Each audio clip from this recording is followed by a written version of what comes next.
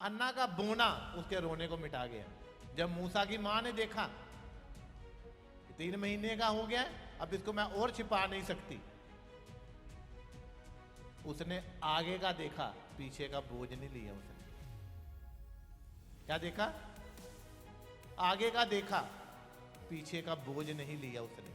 पीछे बोझ ना, लोग हाय मेरे बच्चे, हाय फिर क्या होगा, अगर ऐसा बो दूंगी तो पीछे क्या होगा, ये कैसे उतरेगा कर्जा, ये क्या।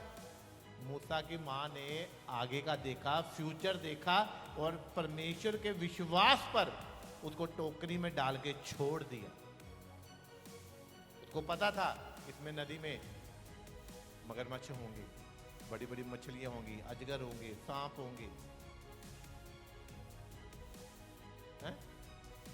मगर उसको कोई नजर नहीं आया। उसने दर्शन बनाया था कि मेरे बेटे के आसपास कोई घड़ियाल, कोई मगरमच्छ, कोई अजगर, कोई एनाकोंडा, कोई ऐसा खतरनाक जीव नहीं है। उसने दर्शन बनाया। अपने दर्शन को उसने परमेश्वर के आगे क्या किया? बहा दिया। आंसू नहीं बहाए, दर्शन बहा दिया उसने धक्का मारा टोकरी को और छोड़ दिया परमेश्वर के विश्वास के सहारे। तो आप जानते हो मूसा क्या था? फिर नबी भी था, परमेश्वर का प्यारा भी था, परमेश्वर का भाई भी था, परमेश्वर उससे आमने सामने बात करता था, परमेश्वर उससे कुछ भी बात नहीं छुपाता था। उसने अपने दर्शन पर रोई नहीं, उसने अपने दर्शन को कोई भी कुछ नहीं बनाया आसपास। उसने कहा परमेश्वर और मूसा, क्योंकि इसे मैंने जल में से निकाला है, उसने परमेश्वर के हाथों में सौंप दिया और चले गई विश्वास के साथ। क्या हमारा ऐसा विश्वास है? कुछ और बताना चाहता हूं मैं आपको। परमेश्वर का खजाना क्या है? परमेश्वर का खजाना था इकलौता पुत्र। हां जाना।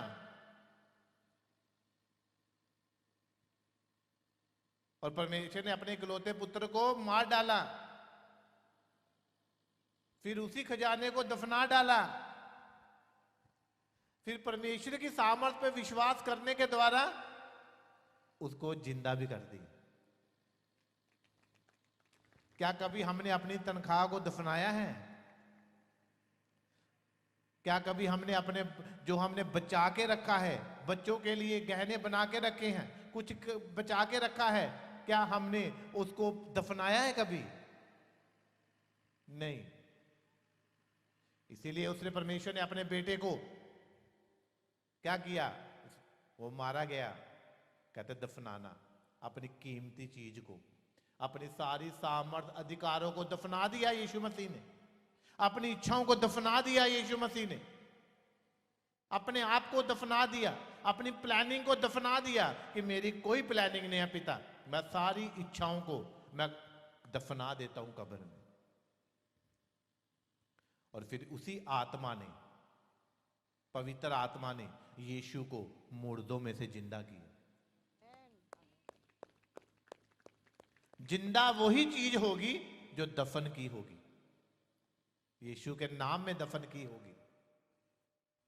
हमने कभी अपनी पूरी तनख्वाह को कभी दफन किया प्रभु में? दफनाया कभी? नहीं। कभी अपने बच्चों को बोला कि जाओ जाके चर्च में सेवा करो? दफनाया कभी चर्च में? नहीं। इसको कहते दफनाना। इसलिए वो ना बड़ा, दफनाने के बाद लिखा वो पिता के दाहिने हाथ बैठ गया। पिता ने कहा अब जो जो तूने मेरे लिए दफनाया है तेरे नाम में सब कुछ होगा, जा। इसलिए यीशु नाम में पावर है। उसने अपने आप को दिया, अपनी इच्छाओं को दिया, अपना सब कुछ दिया, और क्या किया? दफना दिया। हमने कभी दफनाए? हमने अपने प्रभु के हिस्से को दफना दिया,